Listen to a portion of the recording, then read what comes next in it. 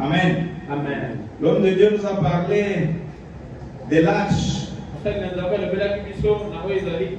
Très précisément de la nouvelle arche. Et cette nourriture était très délicieuse. C'était une bonne parole. C'était une parole de foi. Une parole d'engagement. Cette année encore, bien aimé, nous avons consacré notre année comme étant une année de travail et de gain. Mais Dieu dit dans sa parole que chacun de vous. Amen. Amen. Amen. Est-ce que vous pouvez vous lever, s'il vous plaît? Levez-vous.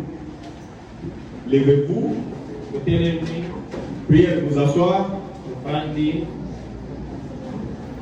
Évitez la distraction. Le diable est malin. Je vous ai toujours dit, le diable est malin. Quand le diable vient dans votre vie, la première chose qui vous enlève, c'est la parole. Comme ça, vous ne savez même pas invoquer celui qui peut vous venir au secours. La deuxième chose qui vous amène, c'est la distraction. Comme ça, quand vous n'avez pas la parole, vous n'avez pas la force de pouvoir invoquer celui qui doit vous secourir. Vous êtes anéanti. Si vous êtes distrait alors que la parole est dispensée, cela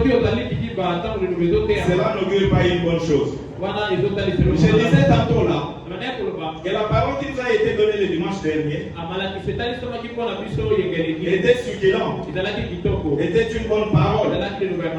Et comme cette année, nous l'avons placée sous les thèmes l'année de travail et de gain. Mais la parole de Dieu dit ceci: pour ceux qui construisent, que chacun de vous fasse attention de la manière dont il construit sur l'autel de Dieu. Que chacun de vous fasse attention de la manière dont il construit sur l'autel de Dieu. Si vous construisez avec du chaud,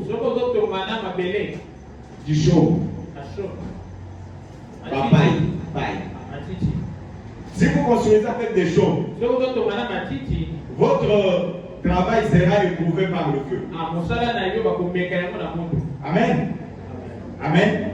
Si vous construisez aussi avec de l'or, votre travail sera éprouvé dans le Seigneur. La différence entre ces deux matériels est que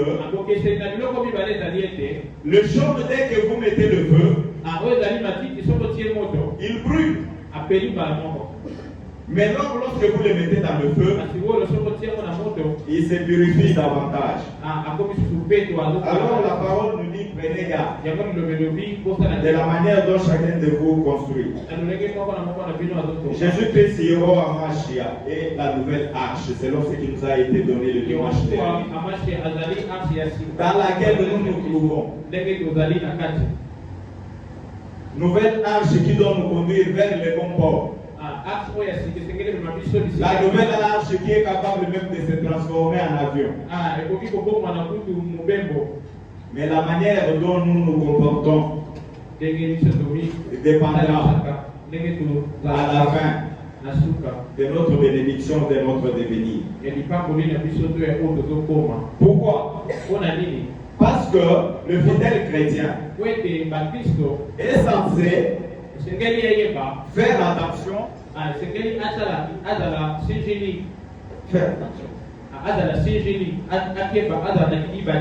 À l'arche. Mais c'est quoi cette arche? L'arche, c'est une chose sainte. Je n'oserais pas, en tout cas, essayer de vous déterminer ici comment la construction de l'arche sous Noé, l'arche de l'alliance avec les enfants d'Israël a été constituée, tel que le dit Exode. Parce que si vous êtes lecteur de la parole, vous connaissez ce qui composait cette arche. Et en définitive, Dieu avait voulu à ce que ça soit des choses saintes. Jésus-Christ est comme étant une nouvelle arche. est une nouvelle lumière. Parce que la parole dit ceci. Ta parole sainte est une lumière à mes pieds. Une lumière sur mon sentier. Ça, c'est ce que le psalmiste nous dit dans Psaume 119. Ainsi, nous allons examiner la nature de l'alliance, de la nouvelle arche, de l'ancienne arche, à la lumière de l'ancienne. Si l'arche de Noé était constituée de bois, et tous les êtres vivants qui faisaient partie de cette arche, l'arche de l'alliance, comprenait des pains, des consécrations, ainsi que les lois de Dieu. Vous comprendrez déjà que les DH étaient tout à fait différents. Et l'arche de l'alliance annonçait ce que devrait être cette époque ici, c'est-à-dire Christ. Amen. Sans doute que bon nombre d'entre vous se demandent. Le maître parle de quoi? Il parle sur quoi? Je vais vous donner mon thème. Mon thème ce matin, 3 mois après. 3 mois après. Ainsi nous allons lire 2 Samuel 6. À partir du verset 1er jusqu'au verset 13. Frère, j'aimerais que tu adoptes un débit qui nous permet de pouvoir aller plus vite.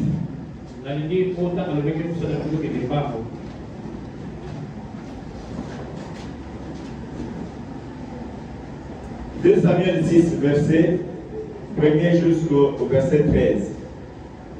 2 Samuel 6, verset 1er jusqu'au verset 13, nous lisons au nom de Yoshua. David rassembla encore toute l'élite d'Israël au nombre de 30 000 hommes. Et David, avec tout le peuple qui était auprès de lui, s'est mis en marche depuis Balé-Juda pour faire monter de là l'arche de Dieu, devant laquelle est invoqué le nom de l'Éternel des armées qui réside entre les chérubins au-dessus de l'arche. Ils mirent sur un char neuf l'arche de Dieu et l'emportèrent de la maison d'Abinadab sur la colline. Uza et Ashjo, fils d'Abinadab, conduisaient le char neuf. Ils emportèrent donc de la maison d'Abinadab sur la colline. Uza marchait à côté de l'arche de Dieu. Ashjo allait devant l'arche. David et toute la maison d'Israël jouaient devant l'Éternel de toutes sortes d'instruments de bois, des cypres, des harpes, des luttes, des tambourins, des sistres et des cymbales. Lorsqu'ils furent arrivés à l'ère des Nacon, Uza étendit la main vers l'arche et la saisit, parce que le bœuf le faisait pencher. La colère de l'Éternel s'enflamma contre Uza, et Dieu le frappa sur place à cause de sa faute. Amen. Vous pouvez vous arrêter par là. Amen. On arrête parce que je sais que vous allez lire le reste à la maison. Amen. Ces récits nous montrent ce que peut produire l'arche de Dieu lorsqu'elle se trouve chez un peuple. Amen. David ayant constaté que l'arche était absent dans la cité de Dieu, il réunit plusieurs personnes, le peuple d'Israël, pour que l'arche de l'alliance puisse monter jusqu'à la cité de David. Pour cela, il confectionna un char nouveau. On y mettra en tout cas l'arche pour être conduit dans la cité de David. na kati ya isika David baadaye kupanda. Amen. Amen. Amen. Amen. Amen. Amen. Je ne suis pas en train de faire une prédication radiophonique. Nazosala activité ya moko izoleka na Je radio. prêche aux âmes vivantes. Nazoteya na bato nazomona. Alors, Na yango lorsque David a fait cette cérémonie, tango Dawidi ashinda kusala makambo oyo, les enfants d'Israël ont commencé à faire la procession pour conduire l'arche à sa destinée, c'est-à-dire dans la cité de David. bana Israeli kusala makambo kuna kumema yango na kati ya ngombe ya Mais David. lors de ce parcours-là, un incident survint. Na kati ya nzela wana eloko moko iye Uza, qui était parmi les Lévites, wazalaki kati na Balewi a osé toucher l'arche ameki et kusimba il mourut sur le champ. ashinda kukwea kukufa kama wana. Lorsque David a vu Tango David amoni tous les préparatifs qu'il avait fait makambo nyonso abongisaki pour que l'arche quitte du lieu où il était mpona arshe loka biseke ezalaki et qu'il vienne dans la cité de David, ti eye na kati ya ngombe ya David. David fut attristé. David ayoki mawa. David fut attristé. David ayoki mawa. Mais la colère de Dieu s'était déjà enflammée parce qu'il avait tué Uza. Kasi kana na David de tomboka Et il reviendra le sort de David par après. Pe akutala ngo ezali suka ya David na nsima. C'est ça en fait le résumé de cette blessure. Ya mwana nde weza matangi oyo. Comme je le disais tantôt, Dekoloba. ce récit montre Matikio ezotalisa l'impact de l'arche oyo de ezali Dieu eloko arshe ezosala chez un peuple. kati ya Selon qui se trouve chez Obed-Edom, ndenge ekoko ozalaki Obed-Edom, Abinadab, ou chez les Philistins. to bafilistia. Cet arche a produit des effets tout à fait différents. Arshe oyo ezokuta bambano oyo ekeseni. Amen. Amen. Alors il faudrait que tu puisses te demander, Elekisengeli yo omituna toi qui fais partie de l'arche, yo ozali na kati ya arshe. es-tu Obed-Edom Ozali Obed-Edom ou tu es Philistin? to ozali mofilistia.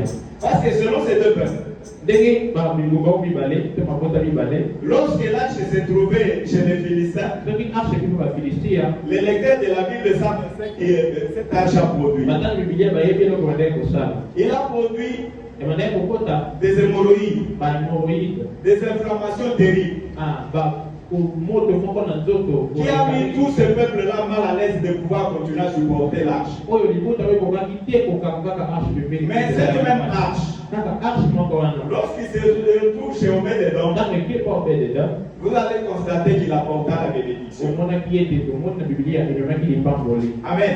Amen. Je voulais vous dire nalingi nayebisa bino que les voies de Dieu ne sont pas bénies. amen banzela na nzambe eza pasi te. Amen. Amen. Mais c'est l'erreur kasi ezali qui mbeba. nous conduit dans la complication. Amen. Ndeko ememaka biso na kati ya libungi. Pourquoi cette même arche, mpona nini ka arshe moko objet sanctifié, oyo ezali eloko ebulisami qui a été conçu selon la parole de Dieu, oyo esalema selon qui s'est retrouvé chez les Philistins et c'était des hémorroïdes, ekoya ekomi maladi alors que lorsqu'il se retrouve chez Obed-Edom, c'est la bénédiction. ntango ye Obed-Edom eza lipamboli. Je voulais vous dire une chose. nalingi nayebisa bino nalingaki naloba eloko. Nous avons été contents le dimanche dernier. tozalaki na esengo Lorsqu'on nous a prêché la nouvelle arche, ntango alobi arshe ya sika. lorsqu'on nous a présenté Christ comme étant la nouvelle arche, ntango batalisi biso yesu j'ai vu le peuple de Dieu dans la joie. namonaki libota na nzambe na kati J'ai vu le peuple de Dieu applaudir. namonaki libota na nzambe kobeta maboko. Parce que la parole nous a dit que nous sommes dans la nouvelle arche et Christ lui-même est la nouvelle po arche. ete lilobo lobi toza na kati ya arshe ya sika mpe yesu ye moko Mais dans la aza vie, arshe ya sika. kasi na bomoi Il faut savoir mettre Dieu à sa place. esengeli koyeba kotia bisika na ye. De tout le parcours na nzela nyonso de l'arche de Dieu, ya arshe ya nzambe là où elle se trouvait, bisika bandaki kozala pour venir atteindre le lieu, la cité de David, mpona koya koya na kati ya où ngombe il devrait être installé, esika esengelaki panda il s'est passé beaucoup de choses. makambo ebele elekanaki. Amen. Amen. Il s'est passé beaucoup de choses. makambo mingi elekana.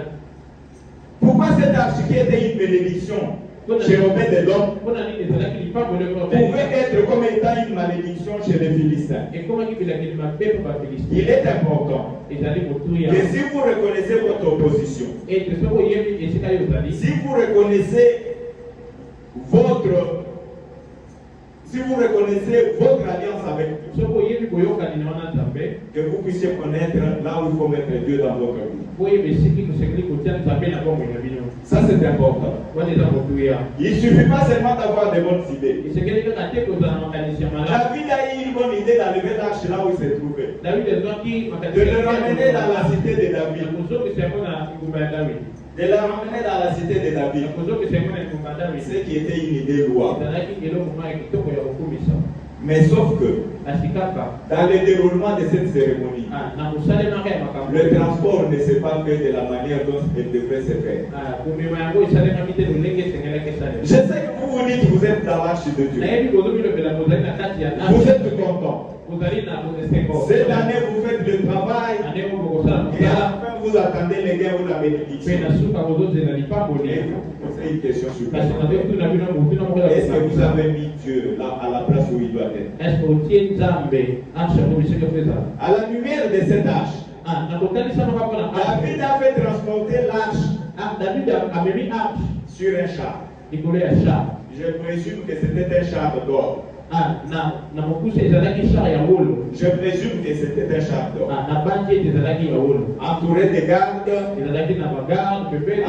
précédé par les Lévites, avec des chantres qui donnaient des clairons et qui annonçaient l'arrivée ou l'attrait de l'arche. Mais bien aimé, le gens qui devraient transporter cette arche ne s'était jamais préparé.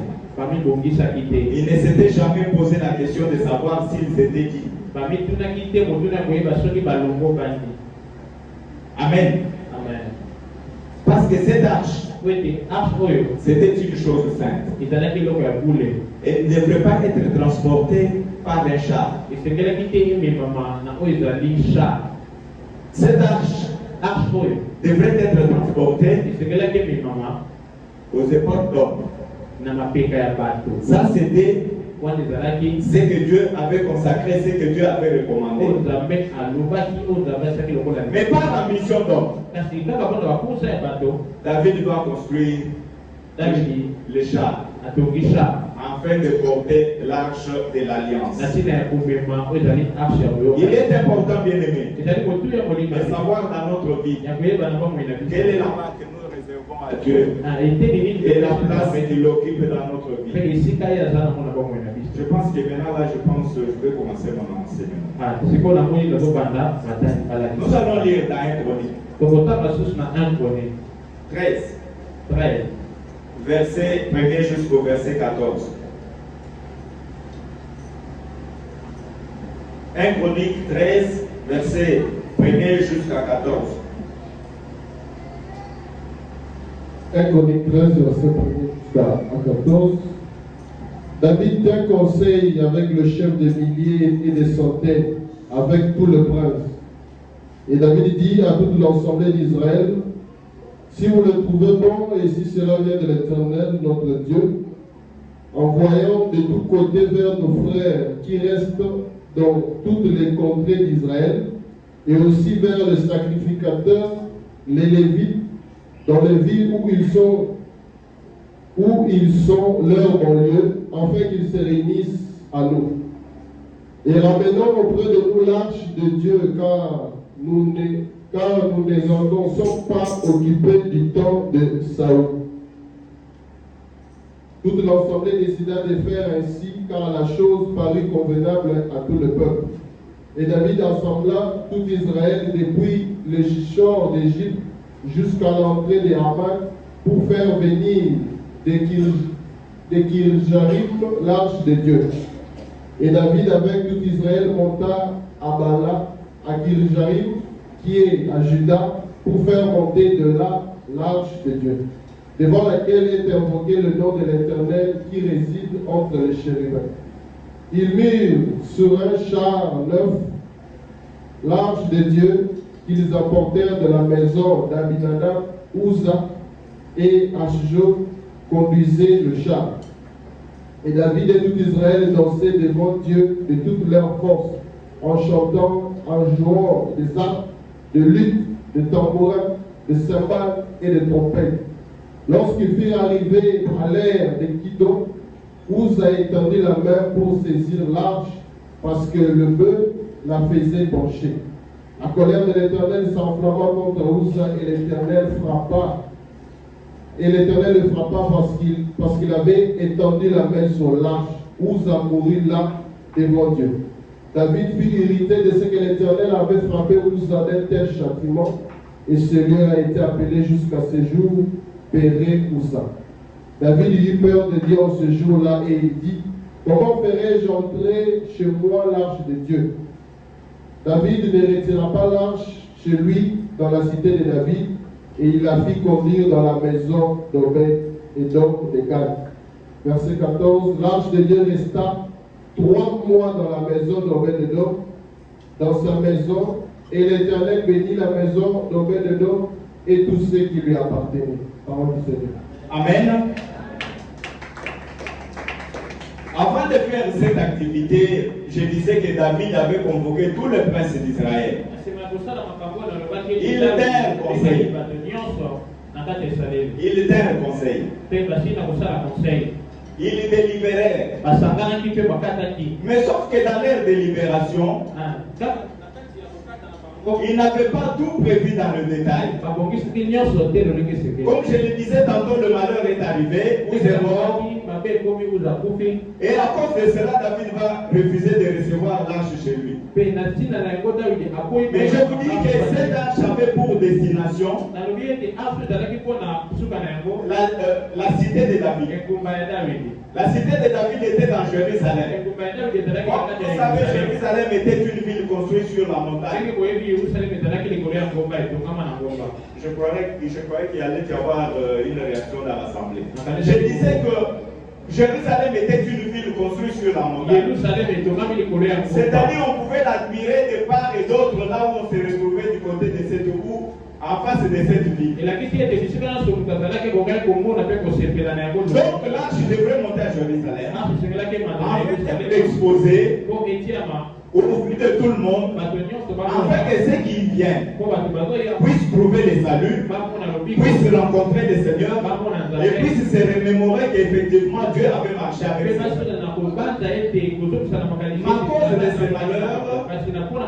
À cause de ces malheurs, David refuse de recevoir l'arche. Parce que c'était une fête. Mais au cours de leur délibération,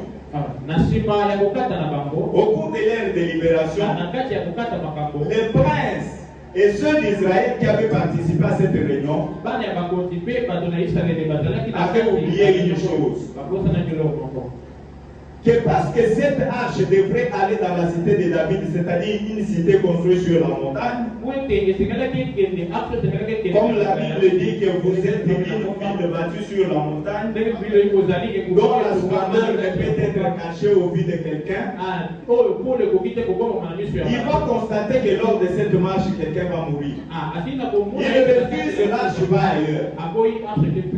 Je suis en train de vous dire que la vie dans l'arche est une vie dans l'harmonie. Une vie d'harmonie. Une vie de l'ordre. Amen. La vie dans l'arche est une vie de normes. Si vous êtes en dehors des normes, vous pouvez être dans l'arche, mais vous connaissez la mort comme Uza. Vous pouvez être dans l'arche, vous sonnez les clairons, mais Dieu n'est pas content du travail que vous faites dans l'arche, pour l'arche. Ce qui veut dire que nous devons apprendre à mettre Dieu à sa place. Le prince et ceux d'Israël qui avaient participé à cette réunion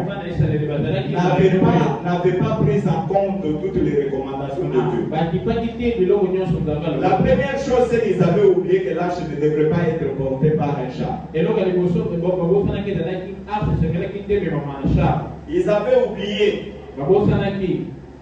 que si l'arche était portée par un char, ce qui allait suivre, c'est la mort. Ils avaient oublié qu'il y avait des élus. Il y avait des personnes consacrées pour conduire cette arche-là. Ils avaient oublié que bien qu'ayant pris la décision de conduire l'arche vers la cité de David, cela ne devrait pas se faire selon les sentiments des hommes. Amen. Tel est notre talon d'Achille dans la parole. Nous croyons que Dieu est dans les tralala que nous faisons. Nous croyons que nous pouvons sortir, pécher, revenir le soir et continuer à croire que nous sommes dans la volonté de Dieu. Nous pouvons aller fétichiser. Nous pouvons consulter les marabouts. Nous pouvons consulter nos coutumes et rentrer, croire que nous sommes dans la volonté de Dieu. Or, le char ou l'arche que nous portons, c'est une arche qui doit être portée selon les normes. C'est-à-dire portée sur les normes, sur les épaules. Amen. Pourquoi cette arche devrait être portée sur les épaules d'hommes? Mais parce que je suis sûr qu'il pèse. Je suis sûr qu'il y a des obligations pour cela. Je suis sûr que cette arche devrait être portée par les hommes parce que Dieu lui-même avait désigné qu'il ne devrait porter cette arche que ceux qui s'étaient consacrés à Dieu.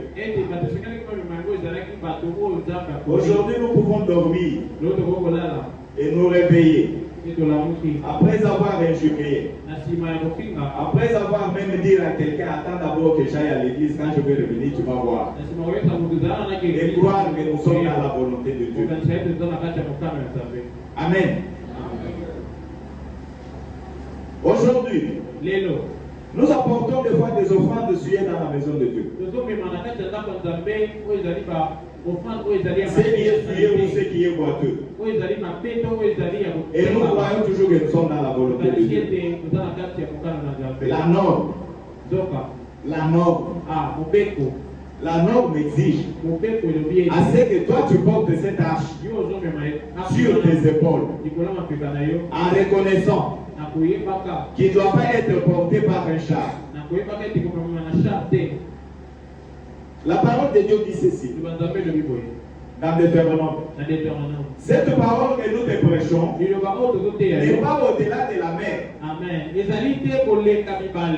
Ou que tu te demandes qui traversera pour nous pour aller la prendre au-delà de la mer afin que nous puissions la mettre en pratique. Cette parole est conçue à votre taille. Ce qu'elle vous demande n'est pas au-delà de vos forces. On vous demande seulement de vous consacrer. Amen. De vous consacrer. Comme Josué disait aux enfants d'Israël, consacrez-vous. Si vous êtes conscient que vous êtes dans l'arche, l'arche à la norme. L'arche à la norme. C'est que vous devez la conduire selon la volonté de Dieu. C'est non selon la volonté de l'homme. L'erreur ici, c'est que David, après avoir délibéré avec les princes et autres d'Israël, ils ont laissé David faire la marche de cette arche-là selon sa volonté. Or, la cité de David, c'est une cité construite sur la montagne. Où lorsqu'on amène cette arche-là, tout le monde regarde et admire. Comme dans Matthieu, il est dit, vous êtes une ville battue sur la montagne. Personne n'allume une lampe et puis les cache sous le boisseau. C'est-à-dire votre sainteté. C'est-à-dire votre sainteté. C'est-à-dire votre douceur. C'est-à-dire votre observance dans la parole doit être connue de tous. Sinon, tu peux être dans l'arche, mais tout ce qui te concerne est mort. Amen. Et pourtant, l'Église a consacré cette année, l'année de travail et de gain. Ce travail-là n'est pas un travail quelconque. Le travail là, c'est le frein qu'on apporte à l'arche. Est-il poussiéreux? On peut les dépoussiérer. Amen. Descends-tu abattu? La Bible dit, si quelqu'un manque de force, qu'il te demande à Dieu. Dans Isaïe 40, la parole dit, il renouvelle la force de ceux qui sont fatigués. Il vous fait voler plus haut que l'aigle. Les jeunes hommes sont fatigués, mais c'est lui qui vous donne la force de voler plus haut dans l'arche. Là, comme dans l'arche. L'arche ne se déplace pas, comme je le disais, selon les sentiments des hommes. Il vous souviendra, lorsque Christ devait naître, et que cela est arrivé à la connaissance d'Hérode, il a consulté les érudits. Il a appelé les sages. Il a appelé les astrologues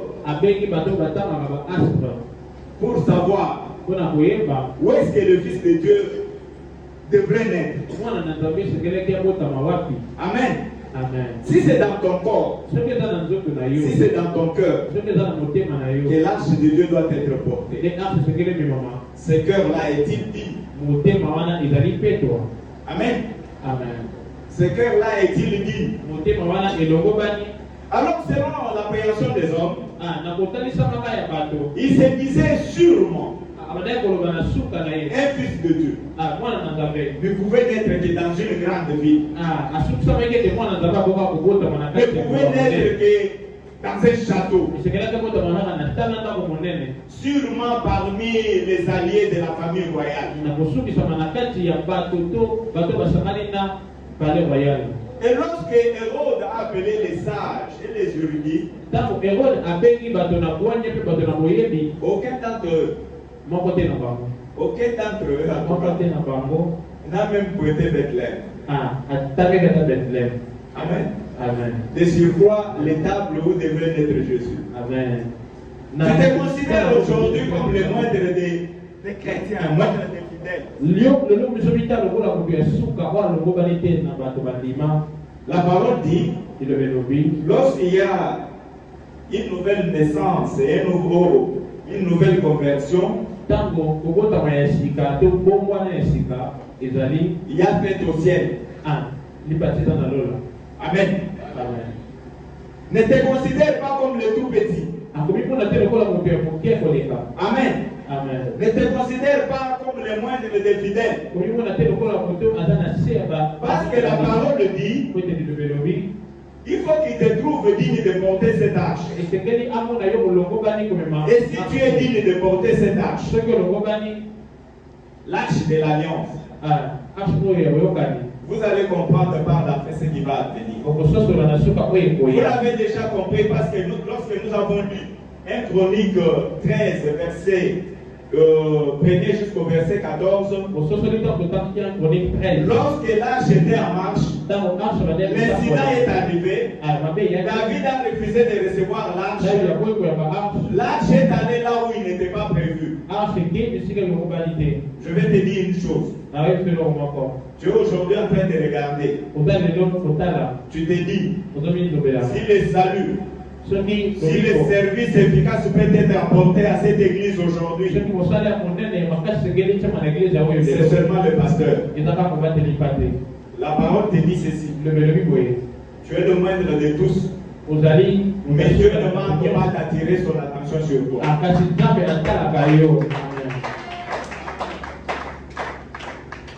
Amen.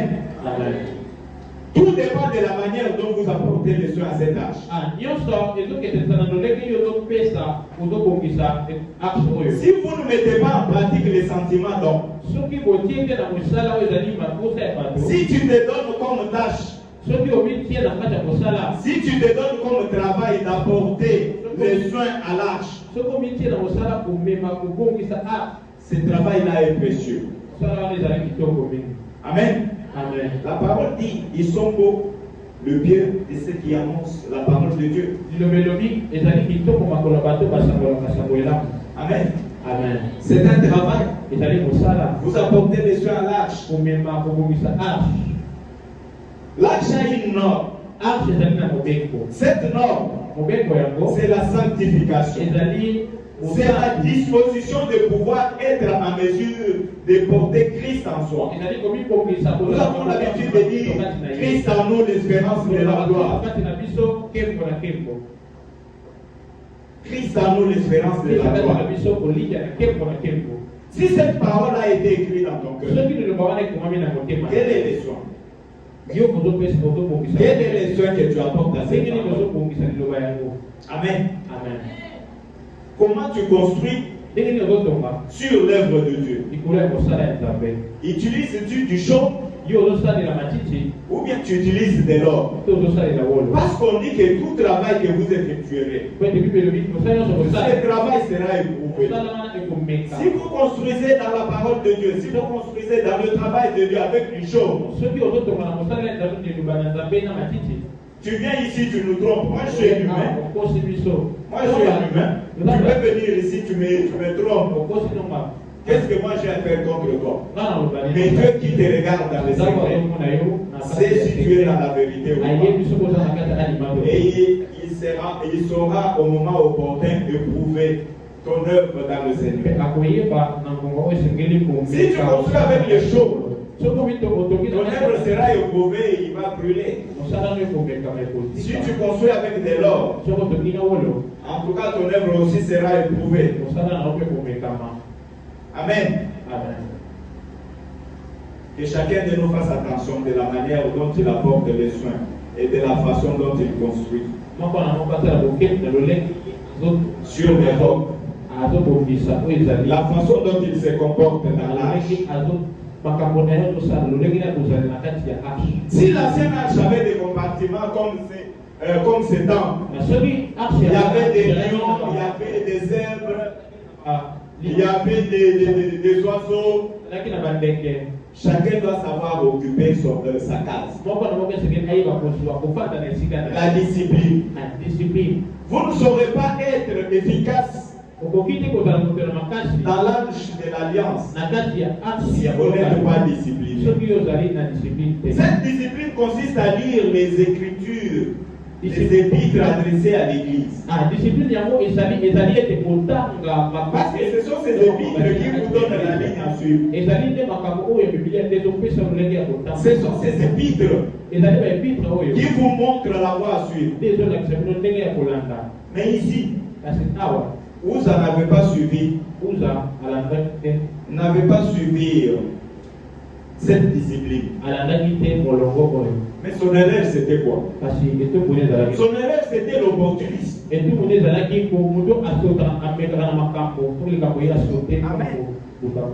Amen. Amen. Amen. Amen. L'opportunisme.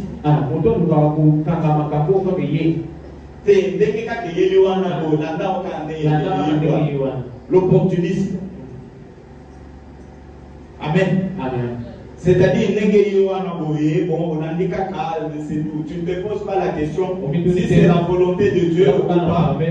Tu te dis, c'est mon jour de chance. Uza a usé de l'opportunisme. Pourquoi? Parce qu'il voulait bénéficier de l'aura. Il voulait bénéficier de l'aura. Amen.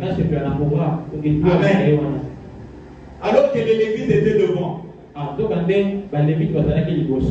D'autres entouraient l'arche. D'autres claironnaient derrière. Je peux vous dire, ils se sépareraient là. Lorsque l'arche avançait, qui était visible. Alors, vous avez voulu bénéficier de l'opportunisme. L'opportunisme de bénéficier de cette grâce-là, d'être parmi ceux-là qui vont être vus. Amen. Amen. D'être parmi ceux-là qui vont être populaires, qui vont dire, voilà, ce sont eux qui avaient porté l'arche. Et sur ce, avant de continuer, le samedi de la semaine dernière, j'étais à la prestation du serment du président. Lorsque je suis descendu sur Triomphal, comme il n'y avait pas accès de véhicules ni de motos, nous sommes entrés tous à pied. D'autres sont entrés dans le bus. Et lorsque nous sommes arrivés au niveau de Sayo, c'était la possession de la fanfare qui manguiste.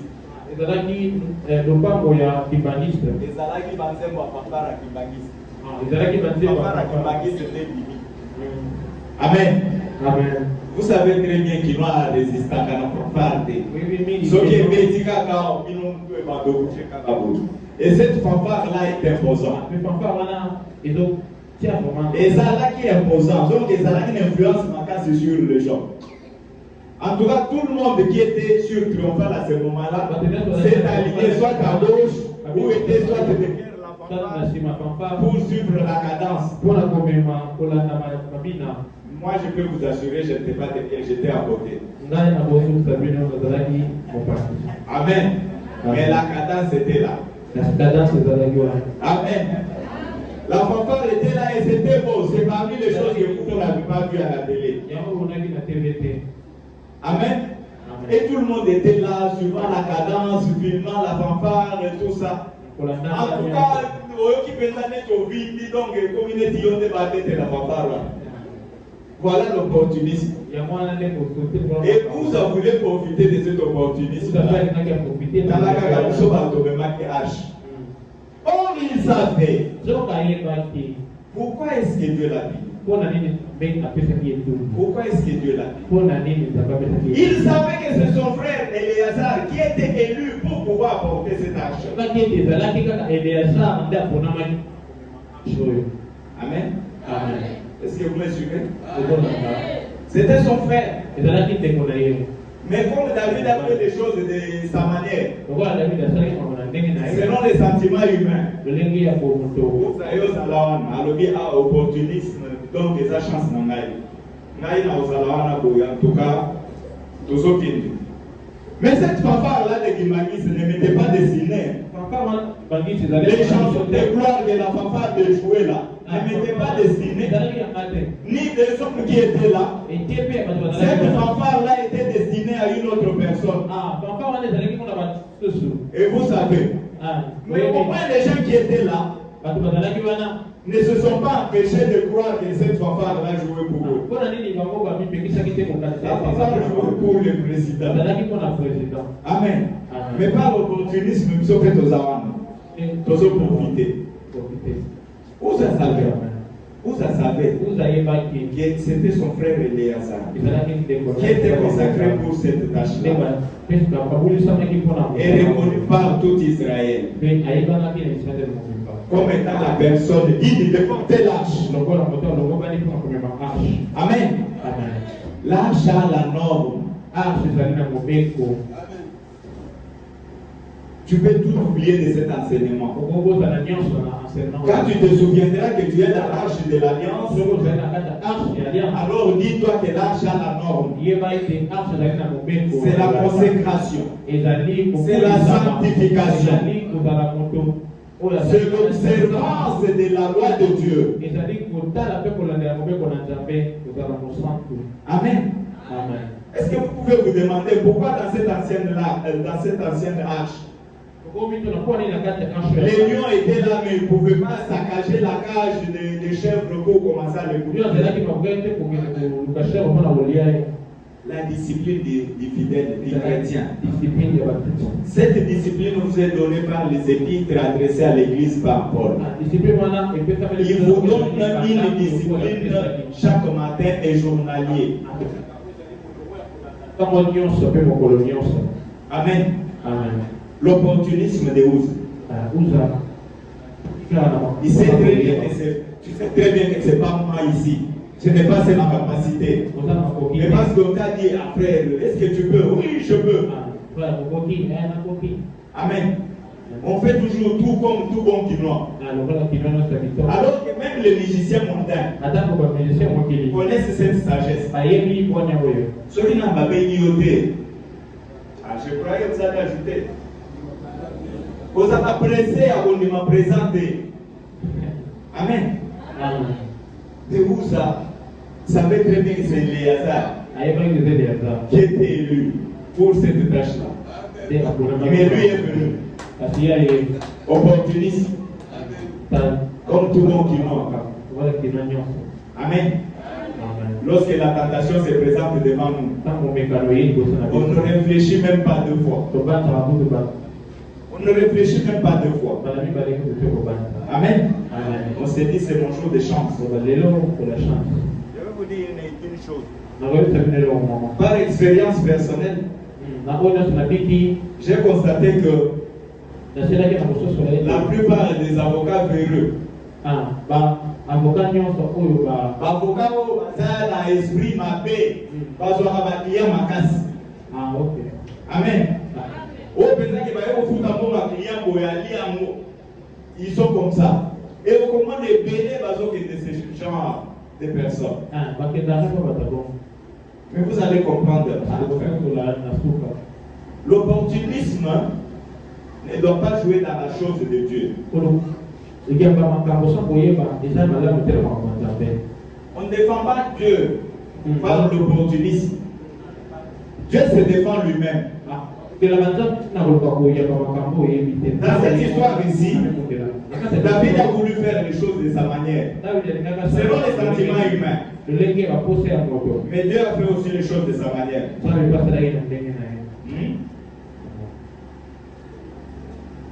Quand tu connais la parole, tu les mets rarement en pratique.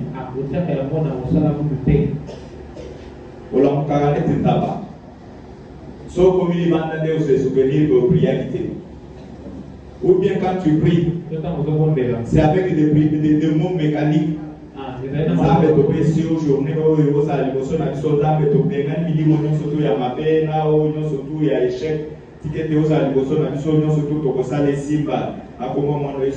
Amen.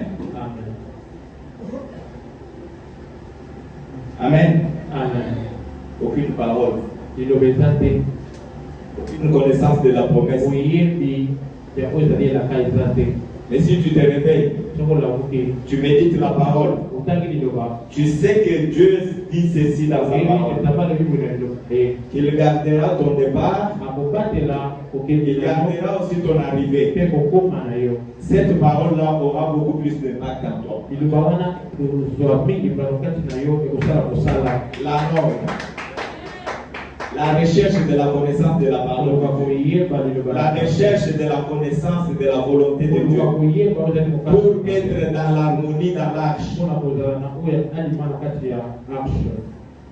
Quand on connaît la norme, on est responsable. C'est ce qui est arrivé à Uza. Il connaissait c'est Éléazar qui est élu, mais il est allé, il a connu la mort. L'erreur d'Israël. On a vu l'erreur d'Israël.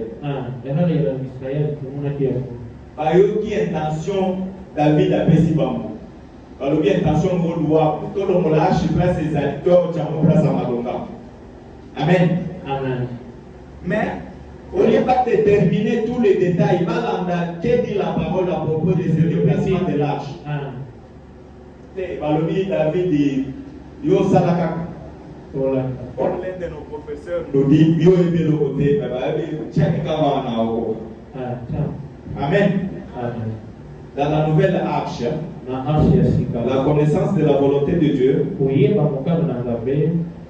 important. Est important et impératif.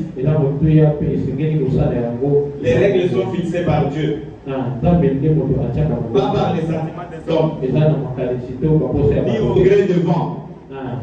Selon que l'amour qui de mauvais pieds ou de bons pieds, tu appliques la parole de Dieu ou pas? La parole de Dieu reste la parole de Dieu. Ceux qui sont dans l'arche doivent savoir qu'ils doivent jouer pour garder l'harmonie. Hier, j'étais dans la famille, chez un membre de ma famille. Lorsque je suis arrivé là-bas, on est venu nous présenter mais on avait tressé. J'ai dit tout de suite là à sa maman, pourquoi tu l'as tressé? Oh non, elle n'avait même pas de mots pour me répondre. Je demande à la femme, pourquoi on t'a tressé? Comme il ne parlait pas, il ne pouvait pas me répondre. Mais c'est mon frère à côté qui réagit. Et qui dit, non, c'est bien.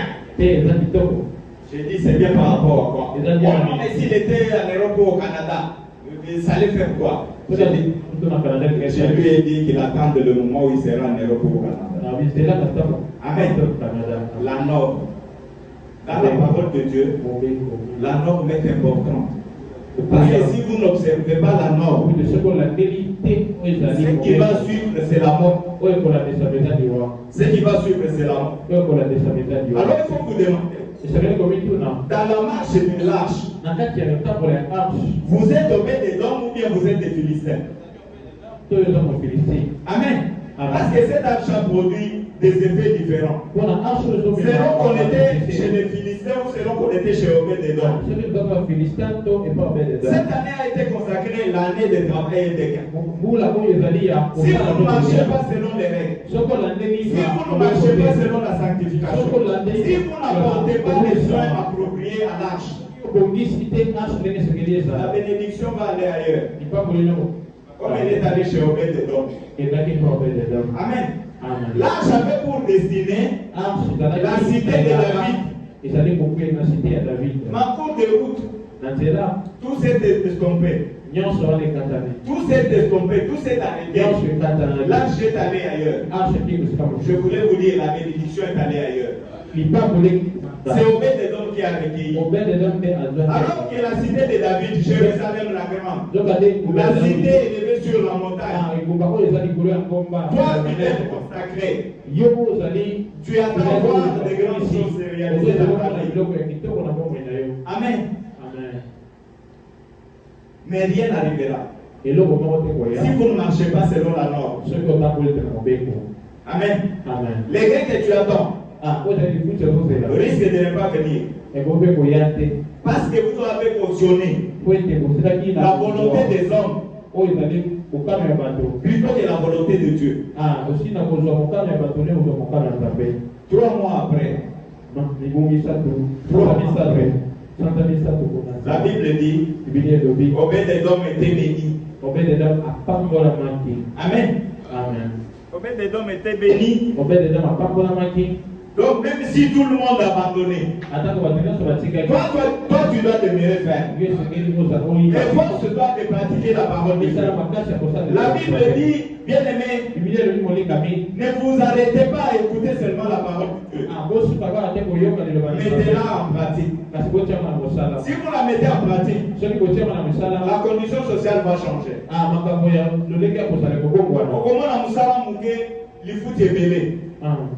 Amen.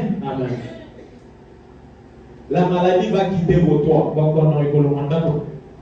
Mais si vous êtes un fidèle véreux, chrétien à l'église le dimanche ou le mercredi,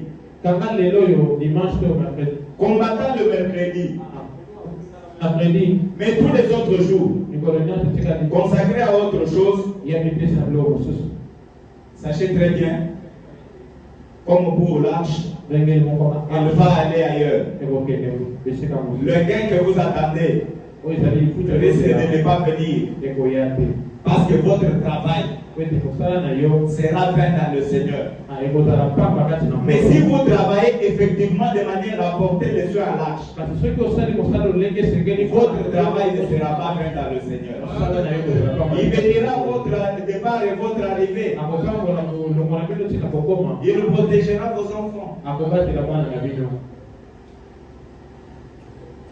Il vous donnera la santé que vous recherchez. Il vous protégera contre les attaques des démons. Parce que si l'Éternel me garde la maison, c'est lui qui veille.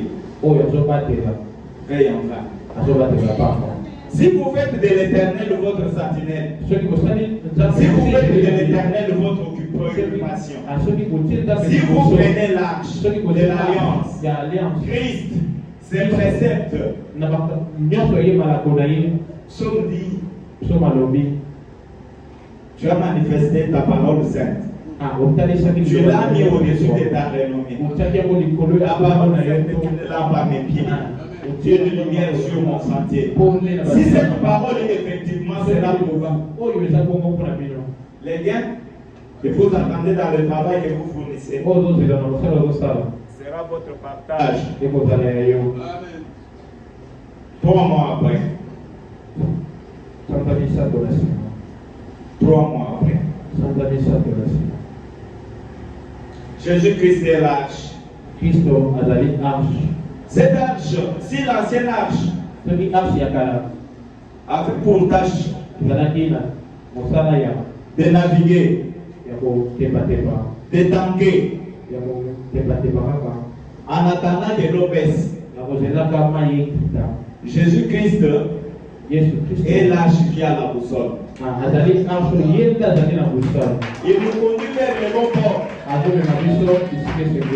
Jésus-Christ est la norme. Amen. Nous allons lire cela. La norme dans la conduite de l'arche. 2 Timothée 1, verset 6 à 7. 2 Timothée 1, verset 6 à 7.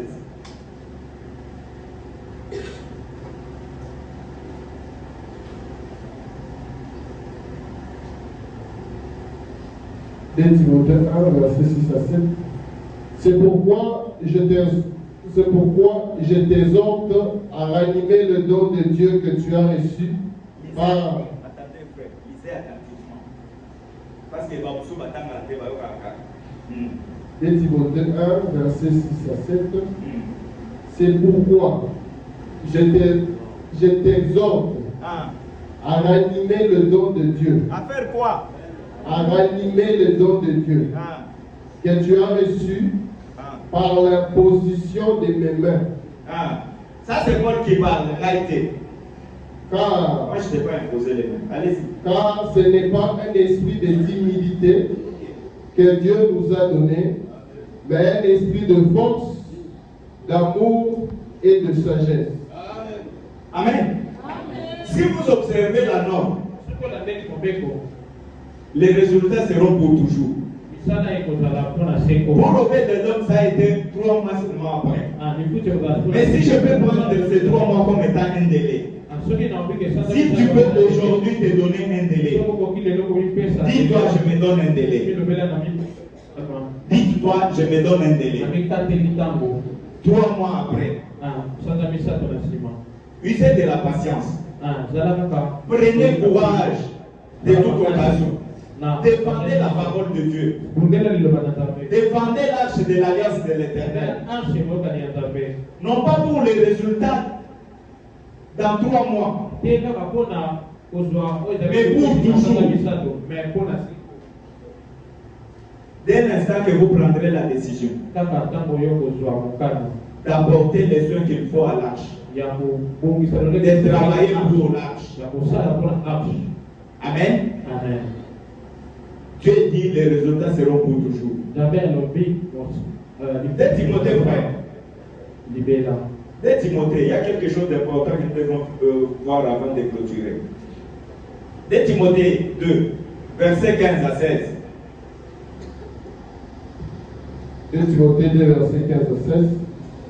Efforce-toi de te présenter devant Dieu comme un homme S'il vous éprouvé. plaît, tu parles à l'assemblée. Tu peux répéter, mais Efforce-toi toi là, efforce-toi. de te présenter devant Dieu comme un homme éprouvé, un ouvrier qui n'a point à rougir, qui dispense droitement la parole de la vérité. Toi là. Évite les discours vains et profanes, car ceux qui les tiennent avanceront toujours plus dans l'impiété, et leur parole rongira comme la gangrène. Amen. 2 Timothée 2, verset 15 à 16. Toi, tu es quel genre d'ouvrier? Amen. J'ai connu des églises où les serviteurs s'appellent, ou des intercesseurs même s'appellent des ouvriers. Ici, on n'a pas l'habitude de donner des noms aux gens. Mais toi, tu es quel genre d'ouvrier? La parole nous recommande de nous efforcer, de nous présenter devant Dieu. Non pas comme des ouvriers qui ont encore. Toi, tu es qui? Maître maçon, contre-maître, charpentier. Ou tu es qui? La parole nous dit, efforce-toi. S'il vous plaît, frère, lisez encore le passage. 2 Timothée 2, verset 15 à 16. 2 Timothée 2, verset 15 à 16. Oui. Efforce-toi de te présenter devant Dieu. Efforce-toi, toi personnellement, de te présenter devant Dieu, dans toutes choses. Comme un ouvrier, Comme un serviteur. éprouvé, un ouvrier qui n'a point à rougir, qui dispense droitement la parole de la vérité, évite les discours vains et profanes. Voilà, tu peux t'arrêter par là. C'est-à-dire, on est en train de faire appel ici par Paul aux fidèles, nés de nouveau dans l'église, afin qu'ils se présentent devant Dieu comme des fidèles serviteurs. Non pas comme des ouvriers qui t'attendent dans leur marche à la recherche de Dieu, mais comme des gens qui connaissent la volonté de Dieu. Dispenser droitement la parole de Dieu. Des ouvriers, non pas qui croient encore que Dieu peut vous donner le souffle de vie et permettre à un rose chrétien de venir vous enlever ce souffle de vie. Ça, c'est un ouvrier qui est encore en rougir. Parce que Dieu vous a donné le pouvoir de commander. Amen. De ressusciter. De donner vie à ceux qui n'ont pas vie. Amen. Pourquoi tu ne peux pas t'élever comme dans Ézéchiel? Pour poser la question à Dieu, lorsque Dieu est dans le preuve. Éternel Dieu, est-ce que ces eaux prendront telle vie et répondre comme un fidèle serviteur? Tu le sais, Seigneur. Amen. Connaître la parole, connaître la volonté de Dieu. Le verset 19 à 24 de même Timothée. Ça, c'est la norme. 2 Timothée, verset 2, le chapitre 2, verset 19 à 24. Néanmoins, les solides fondements de Dieu restent debout, avec ses paroles qui lui servent de sceau. Le Seigneur connaît ce qui lui appartient, et quiconque prononce le nom du Seigneur, qu'il s'éloigne de l'iniquité. Dans une grande maison, il n'y a pas seulement des vases d'or et d'argent, mais il y en a aussi de bois et de terre. Les uns sont des vases d'honneur, les autres sont d'usage vil. Si donc quelqu'un se conserve pur en s'abstenant de ces choses, il sera un vase d'honneur sanctifié, utile à son maître, propre à toute bonne œuvre. Fuis les passions de la jeunesse et recherche la justice, la foi, la charité, la paix avec ceux qui invoquent le Seigneur d'un cœur pur. Repousse les discussions folles et inutiles, sachant qu'elles font naître des querelles. Verset 24. Or, il ne faut pas qu'un serviteur du Seigneur ait des querelles. Il doit au contraire avoir de la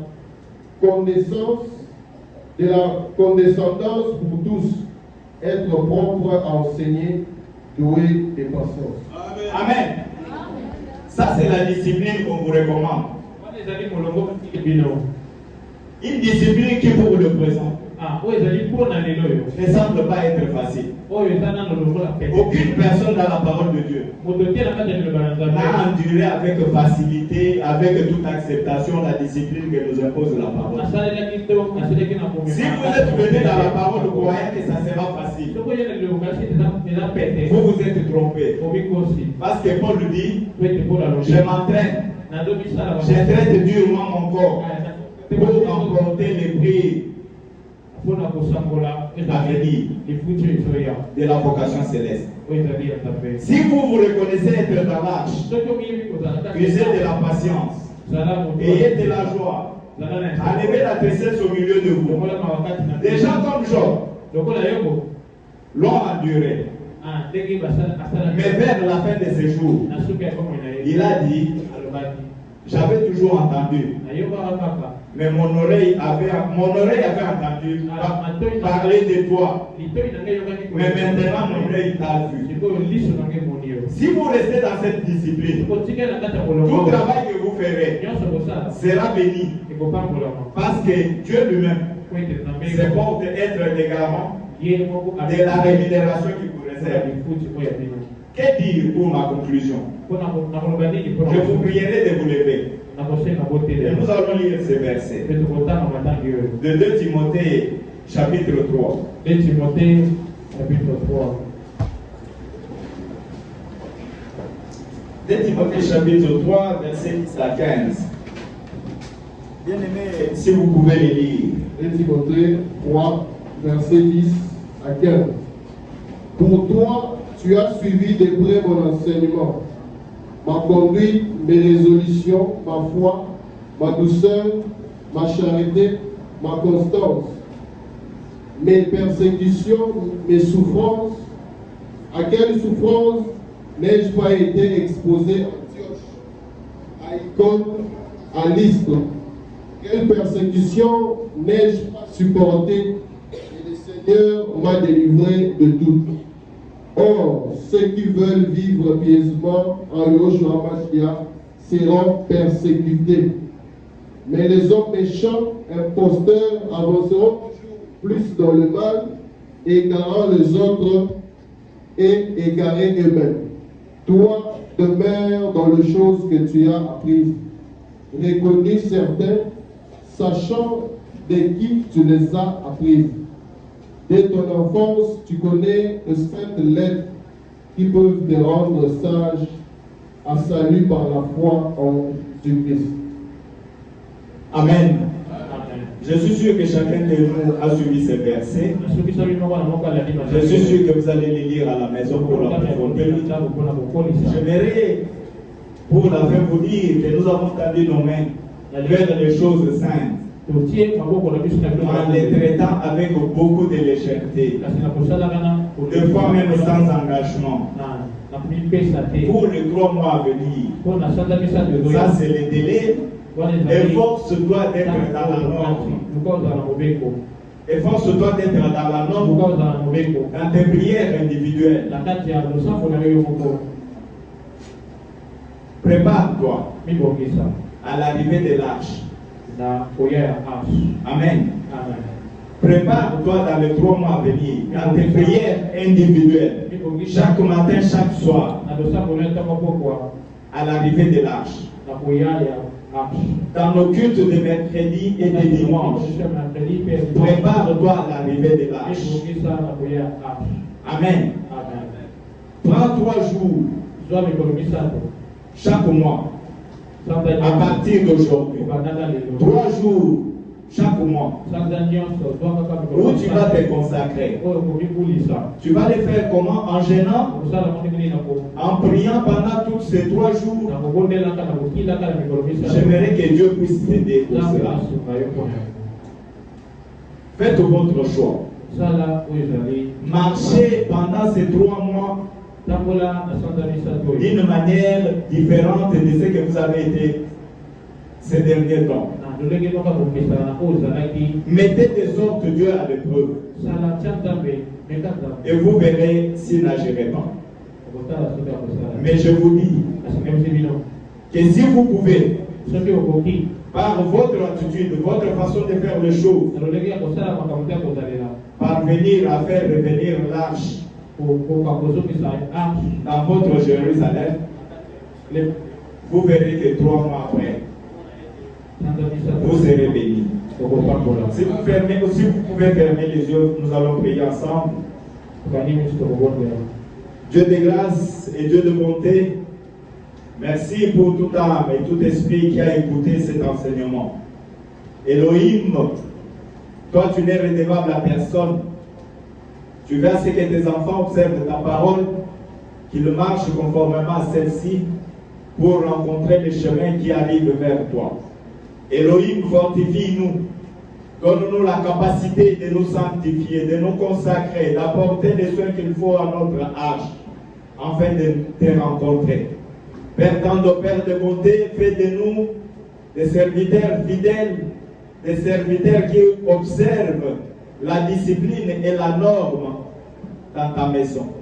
Aide-nous, Elohim, Père tendre, Père de bonté, là où nos lampes étaient éteintes, là où notre arche était détournée, Père, qui se relève, que nous reprenons la marche et que nous te rencontrons dans ta félicité. Nous te prions, te rendons gloire ainsi, avec espérance, Elohim, toi tu écoutes nos prières et tu les exauces. Et tu fais au-delà de ce que nous pensons et te demandons. Nous te disons par le nom de Jésus-Christ, Yehoshua Amash, qui est notre Seigneur. Amen. Et Dieu vous bénisse.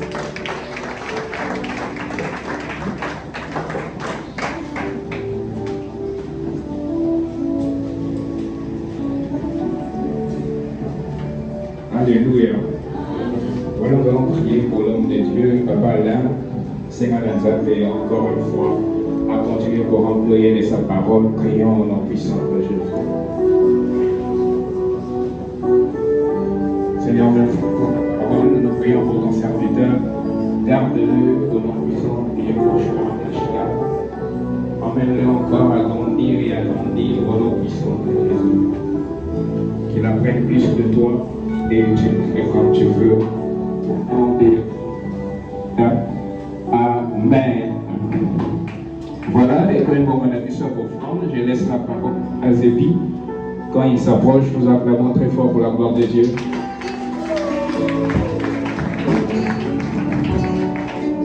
Amen. Acclame très fort pour le Seigneur. Beta moko kozo na babuku na Nzambe na yo. Aza si réserve active na biso te, mais le Seigneur veut te bénir derrière ce programme des offrandes. Amen. Alléluia. Alléluia.